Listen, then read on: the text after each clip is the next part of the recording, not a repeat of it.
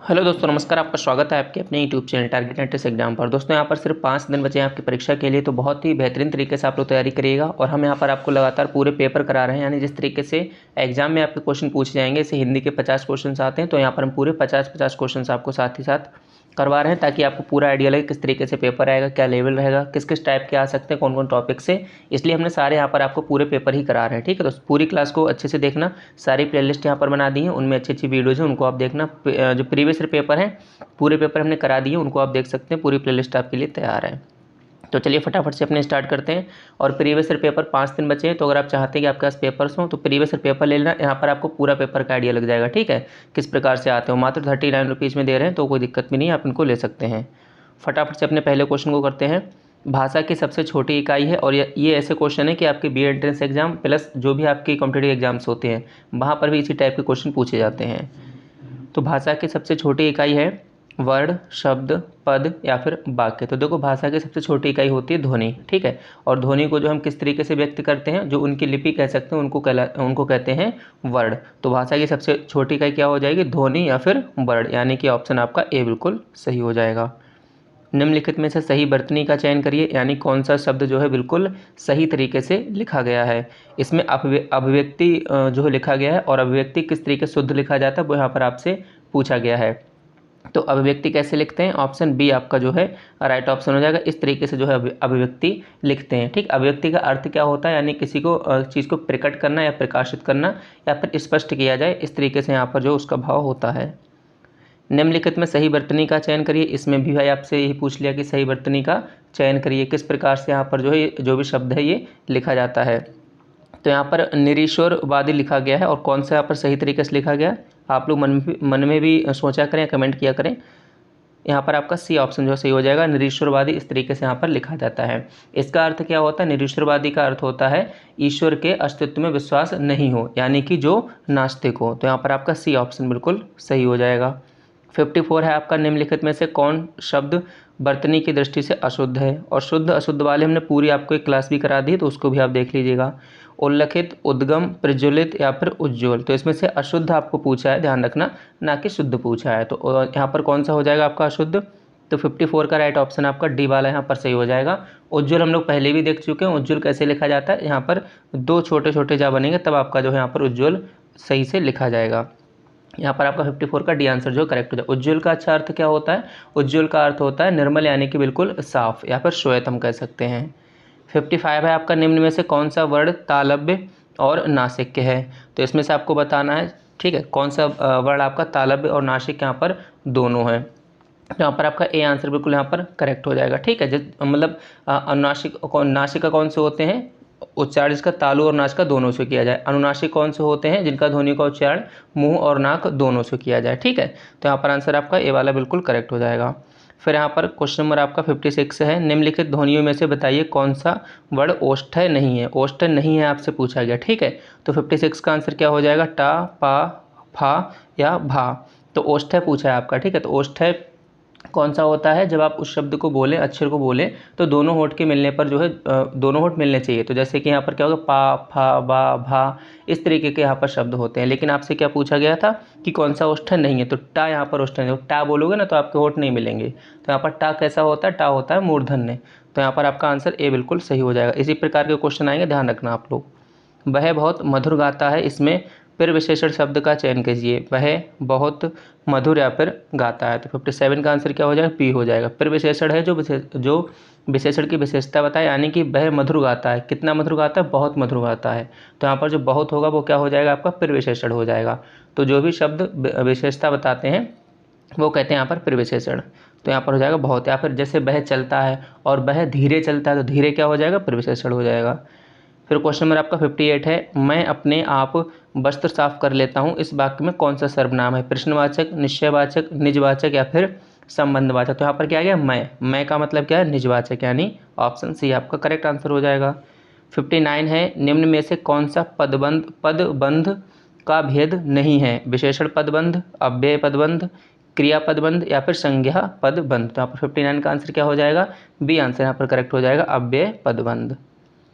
Question number आपका 60 है, सजावट उसे बहुत प्रिय है, इस कथन में रेखांकित भाववाचक संज्ञा का निर्माण किससे हुआ है, यानी सजावट जो बना है भाई किससे बना है, जातिवाचक संज्ञा से, क्रिया से, सर्वनाम से या फिर अव्यय से। तो 60 का यहाँ पर करेक्ट आंसर आपका क्या हो जाएगा, बी आंसर हो जाएगा, क्रिया से। ठीक है, जो शब्द क्या होता है किसी कार्य करने के या फिर किसी घटना को मतलब प्रस्तुत करने की स्थिति होती है वह क्या कहलाते हैं, यहाँ पर क्रिया से बनते हैं। जैसे सजावट है ना, सजावट उससे बहुत ज़्यादा प्रिय है, तो यहाँ पर क्या हो जाएगा, बी आंसर आपका सही हो जाएगा, क्रिया से। फिर क्वेश्चन नंबर आपका 61 है, कौन सा शब्द क्रिया संबंधी भाववाचक संज्ञा है, दास तत्व, बहाव, बड़प्पन या सर्दी। तो यहाँ पर 61 का आपका राइट आंसर हो जाएगा बी, बहाव क्या है, एक क्रिया है ना। अब यहाँ पर क्वेश्चन नंबर आपका 62 है, परिमाणवाचक क्रिया विशेषण अव्यय क्या है, क्षणभर, निसंदेह, अन्यत्र या अत्यंत। 62 का राइट आंसर आपका क्या हो जाएगा, डी यहाँ पर सही हो जाएगा। फिर क्वेश्चन नंबर आपका, हाँ ठीक है, 62 का डी आंसर सही हो जाएगा। फिर क्वेश्चन नंबर आपका 63 है, निम्नलिखित विकल्पों में से कौन सा शब्द पूजना क्रिया की भाववाचक संज्ञा है। पूजना क्रिया की भाववाचक संज्ञा आपसे पूछी है, पुजापा, पूजा, पुजास या फिर पुजारी। तो 63 का राइट आंसर क्या हो जाएगा आपका, ए हो जाएगा आपका, पुजापा। ठीक है, वह सामग्री जिसका उपयोग किस में, पूजा में किया जाता है उसे कहते हैं पुजापा। फिर क्वेश्चन नंबर आपका यहाँ पर नेक्स्ट है 64 है, निम्नलिखित विकल्पों में से कौन सा शब्द जलना क्रिया की भाववाचक संज्ञा है, जलास, जलन, जलाना या फिर जलवाना। तो 64 का राइट ऑप्शन क्या हो जाएगा। इससे आपको पता लगेगा कौन कौन से टॉपिक से क्वेश्चन आते हैं, किस लेवल के आते हैं। तो लगातार हमारे प्रैक्टिस सेट्स देखना, और यहाँ पर आपको हमेशा अच्छी बुक्स से हम जो है प्रैक्टिस सेट्स कराते हैं। ऐसा नहीं कहीं से भी आपको कि हाँ आज ये लाइव वो लाइव, ऐसा कुछ नहीं है। अच्छे अच्छे क्वेश्चन से उन्हीं को हम यहाँ पर आपको करवा रहे हैं। तो जलना क्रिया की भाववाचक संख्या क्या हो जाएगी, जलन, यानी 64 का आंसर बी आपका जो है करेक्ट आंसर हो जाएगा। फिर यहाँ पर 65 है आपका, राजा सेवक को कंबल देता है, वाक्य में रेखांकित शब्द कौन सा कारक है। सेवक को संप्रदान कारक, कर्ता कारक, कर्म कारक या संबंध कारक। तो 65 का आंसर क्या हो जाएगा, संप्रदान कारक। 66 है आपका, निम्नलिखित शब्दों में से कौन सा शब्द नित्य स्त्रीलिंग नहीं है। क्या है, नित्य स्त्रीलिंग नहीं है।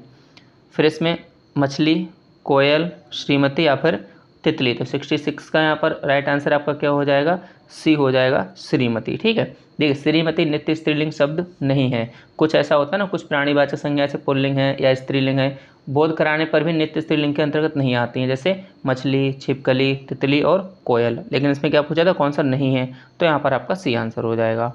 निम्न में से तत्सम चुनिए, राशि, रास, रात या फिर राख। तो यहाँ पर आपसे तत्सम शब्द जो है पूछा गया है, तो ए आंसर सही हो जाएगा आपका, राशि। ठीक, और राशि का तद्भव क्या होता है, तद्भव होता है इसका रास, जो कि इसी में दिया हुआ था। फिर 68 है आपका, अहीर का तत्सम शब्द चुनिए, आभीर, अधीर, अड़ु या फिर इनमें से कोई नहीं। तो इसका आपका राइट आंसर क्या हो जाएगा, अहीर का तत्सम शब्द होता है आभीर, यानी ए आंसर आपका बिल्कुल सही हो जाएगा। दिए गए अनेकार्थी शब्द को एक अर्थ के साथ लिखा है, दूसरा अर्थ बताइए। जैसे कि पत्र, चिट्ठी, फिर पूंजी, फोन, आवरण या फिर लपेट। तो इसका राइट आंसर क्या हो जाएगा आपका, सी आंसर सही हो जाएगा, आवरण। ठीक है, क्योंकि पत्र के अनेकार्थी शब्द क्या होते हैं, पत्ता, बाण, रथ, शंख, इस प्रकार से यहाँ पर आपका आवरण सही हो जाएगा। तो 69 का आपका आंसर सी बिल्कुल करेक्ट हो जाएगा। परिभाषा में कौन सा उपसर्ग है। तो देखो उपसर्ग और प्रत्यय दो चीज़ें होती हैं। उपसर्ग आपके जो है शब्द के शुरुआत में लगे होते हैं, प्रत्यय शब्द के अंत में लगे होते हैं। तो यहाँ पर आपसे परिभाषा में उपसर्ग पूछा है, तो 70 का आंसर आपका क्या हो जाएगा, डी यहाँ पर हो जाएगा, परे। क्वेश्चन नंबर आपका 71 है, बहाव शब्द में प्रयुक्त प्रत्यय कौन सा होगा। देखो यहाँ पर प्रत्यय पूछा था, प्रत्यय कौन सा होता है, जो शब्द के आखिर में लगे होते हैं। तो यहाँ पर क्या हो जाएगा, आओ, यानी कि 71 का आपका सी आंसर बिल्कुल करेक्ट हो जाएगा। क्वेश्चन नंबर आपका 72 है, अत्यावश्यक शब्द का सही संधि विच्छेद लिखिए। अति प्लस आवश्यक, अत्या प्लस आवश्यक, अत्य या फिर अति, यानी कि लास्ट में तो आवश्यक ही आएगा, शुरू में कौन सा आएगा वो यहाँ पर आपको बताना है। तो यहाँ पर 72 का ए आंसर बिल्कुल जो है करेक्ट हो जाएगा। फिर 73 है आपका, नायक में कौन सी संधि है, अयादि, दीर्घ, गुण संधि या फिर वृद्धि संधि। तो 73 का राइट आंसर आपका क्या हो जाएगा, इसमें कौन सी संधि है, अयादि संधि है। क्वेश्चन नंबर आपका 74 है, ग्रीस का सही संधि विच्छेद है, गिरी प्लस ईस, गिर प्लस ईस, गिर प्लस ईस या फिर गिर प्लस ईस। 74 का यहाँ पर राइट आंसर क्या हो जाएगा आपका, बी बिल्कुल यहाँ पर करेक्ट हो जाएगा, जो ग्रीस का सही संधि विच्छेद है। वयोवृद्ध का संधि विग्रह, यानी वही संधि विच्छेद आपसे पूछा गया है वयोवृद्ध का। तो यहाँ पर 75 का राइट ऑप्शन क्या हो जाएगा, वय प्लस वृद्ध, यानी वयोवृद्ध। ध्यान रखना संधि विच्छेद भी आपके एक या दो क्वेश्चन हर हाल में आएंगे। अब यहाँ पर इसका आपको समास बताना है। भरपेट में कौन सा समास होगा? अब विभाव, द्वंद्व, तत्पुरुष या फिर बहुव्रीहि। तो यहाँ पर कौन सा हो जाएगा? भरपेट का अर्थ क्या होता है? पेट भर। तो यहाँ पर क्या हो जाएगा? आपका ए आंसर हो जाएगा अविभाव। ठीक है। फिर क्वेश्चन नंबर आपका 77 है, बहुव्रीहि समास का उदाहरण कौन सा है? पंचवटी, करोड़पति, चतुर्भुज या चरण कमल। तो 77 का राइट आंसर यहाँ पर क्या हो जाएगा? चतुर्भुज का आंसर। बहुव्रीहि समास का उदाहरण कौन सा होता है? चतुर्भुज, यानी कि जो दूसरे अर्थ को दर्शाए। चतुर्भुज का मतलब क्या होता है? जिनके 4 भुजाएं हैं, अर्थात विष्णु भगवान। तो इस तरीके से यहाँ पर कौन सा हो जाएगा? बहुव्रीहि समास आपका हो जाएगा। 78 है। और आप लोग क्लास को पूरा देखा करें और अच्छे से सारी क्लासेस को लाइक कर दिया करें और चैनल को भाई सब्सक्राइब जरूर कर लेना। आपके लगातार मेहनत कर रहे हैं, सारे अपडेट्स हमने आपको दिए हैं और एडमिशन प्रक्रिया भी आपको पूरी बता रहे हैं, आगे काउंसलिंग प्रक्रिया भी हम पूरी बताएंगे। बस आप लोग हमारे साथ लगातार जो है जुड़े रहिएगा। निम्न शब्द के लिए उपयुक्त समास का चयन कीजिए। सुख दुख में कौन सा जो है आपका समास है? द्वंद्व, द्विगु, अव्ययीभाव या फिर कर्मधारय। तो 78 का राइट आंसर यहाँ पर क्या हो जाएगा? ए हो जाएगा, द्वंद्व समास। 79 है आपका, भारत के उद्योगों ने जिस गति से विकास किया है वह क्या है? उचित विकल्प से दिए गए वाक्यों में रिक्त स्थान की पूर्ति कीजिए। ठीक है। तो भारत के उद्योग ने जिस गति से विकास किया है वह संस्कृत्व, स्तत्व, अनुशंसनीय या फिर प्रशंसनीय। तो 79 का आपका राइट आंसर हो जाएगा डी, यानी प्रशंसनीय है। 70 अब यहाँ पर आपको 80 से 82 तक देखो निर्देश देख लेना क्या लिखे। निर्देश लिखे हैं आपके कि शुद्ध वाक्य का आपको चयन करना है। ठीक है। तो यहाँ पर आपका 80 का ए है। इसमें से आपको वाक्य को पढ़ना, जो भी वाक्य आपका सही हो उसे आपको यहाँ पर बताना है। देखो पहला कौन सा है? इन 10 वर्षों में देश ने काफ़ी प्रगति की है या फिर देश ने काफ़ी प्रगति की। अच्छा, इस यहाँ पर इन है, यहाँ पर ऐसा है। फिर क्या है? इधर 10 वर्ष में देश की काफ़ी प्रगति की है, इन 10 वर्षों में देश ने काफ़ी प्रगति करना है। तो कौन सा शुद्ध वाक्य लिखा गया वो यहाँ पर आपको जो है बताना है। तो इसमें कौन सा आपका शुद्ध वाक्य हो जाएगा? इन 10 वर्षों ने काफ़ी प्रगति की है, या फिर बी वाला होगा, या फिर सी वाला होगा, या फिर आपका डी वाला यहाँ पर करेक्ट आंसर हो जाएगा। तो इन 10 वर्षों में देश ने काफ़ी प्रगति की, यानी कि आपका ए आंसर जो है इसमें करेक्ट हो जाएगा। ठीक है।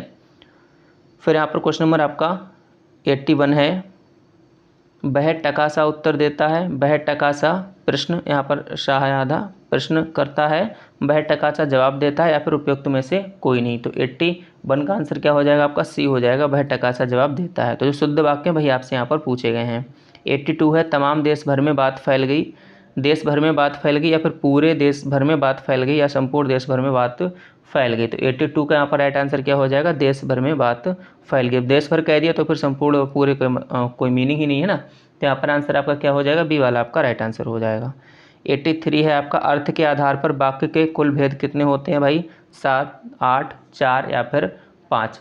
तो अर्थ के आधार पर वाक्य के कुल कितने भाग, कितने जो है क्या कहते हैं भाग या फिर भेद होते हैं? तो 8 होते हैं। कौन कौन से होते हैं मैं आपको बोल के बताया था। जैसे विधिवाचक है, निषेधवाचक, आज्ञावाचक, प्रश्नवाचक, विस्मयवाचक, संदेहवाचक, इच्छावाचक और संकेतवाचक। फिर यहाँ पर 84 है आपका, निम्न शब्द का पर्यायवाची बताइए। देवता का पर्यायवाची आपको बताना है मधुमती, देवेंद्र, इंदु या फिर अमर। बाकी आप लोग हमारे जो व्हाट्सएप चैनल है, एक तो आपने व्हाट्सएप ग्रुप ज्वाइन कर रखा है, दूसरा व्हाट्सएप चैनल ज्वाइन कर लें, वहाँ पर आपको लगातार जो है क्वेश्चंस मिलते रहते हैं। तो 84 का यहाँ पर क्या आंसर हो जाएगा? आपका डी हो जाएगा, अमर। ठीक है। पर्यायवाची शब्द यहाँ पर आपसे पूछा गया था। अब यहाँ पर क्वेश्चन नंबर आपका नेक्स्ट है, निम्न शब्द का पर्यायवाची बताइए। यानी रात्रि का आपको पर्यायवाची बताना। वसन, निशा, तो ये तो सबको पता ही निशा, यानी 85 का आपका बी आंसर जो है करेक्ट हो जाएगा। फिर क्वेश्चन नंबर आपका 86 है, ऊपरी का विलोम शब्द क्या होगा? उर्वर, उष्ण, निषिद्ध या फिर निम्न। तो 86 का यहाँ पर राइट आंसर क्या हो जाएगा? ऊपरी का मतलब क्या होता है कि ऊपर, और विलोम शब्द इसका क्या हो जाएगा? निम्न, यानी कि नीचे। तो यहाँ पर आपका डी आंसर सही हो जाएगा।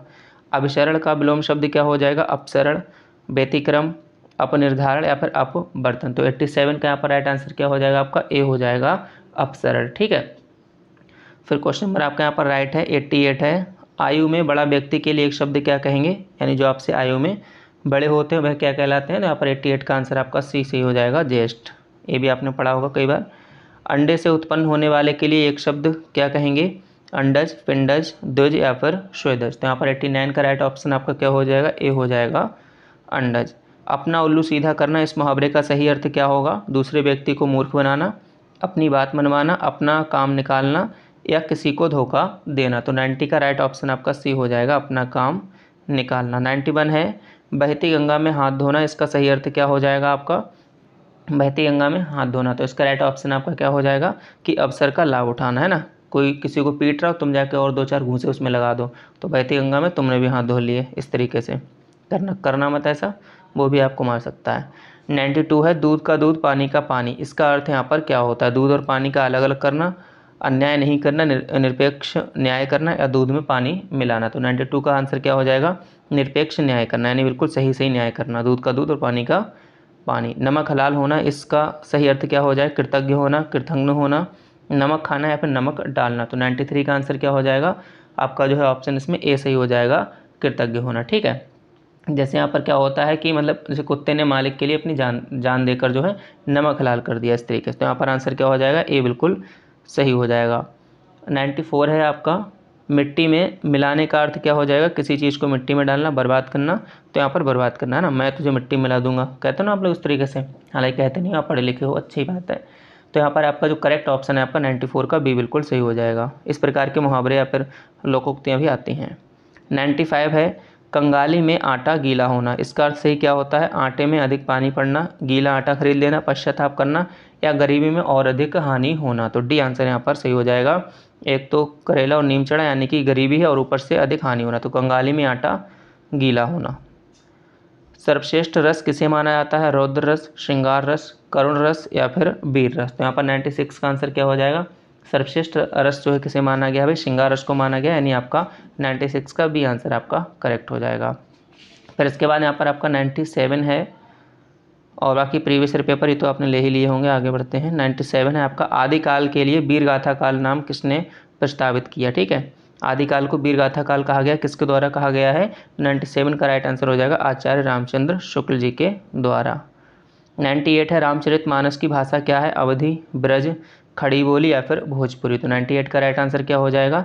ए हो जाएगा। ठीक है, रामचरितमानस की भाषा क्या है? अवधी। तो यहाँ पर 98 का आपका ए आंसर करेक्ट हो जाएगा। 99 है आनंद कादम्बिनी के संपादक कौन थे? बाबू महादेव सेठ, चंद्रधर शर्मा गुलेरी, बद्री नारायण चौधरी प्रेमघन, या फिर अंबिका प्रसाद व्यास। तो इसका आंसर आपका सी आंसर जो है करेक्ट हो जाएगा।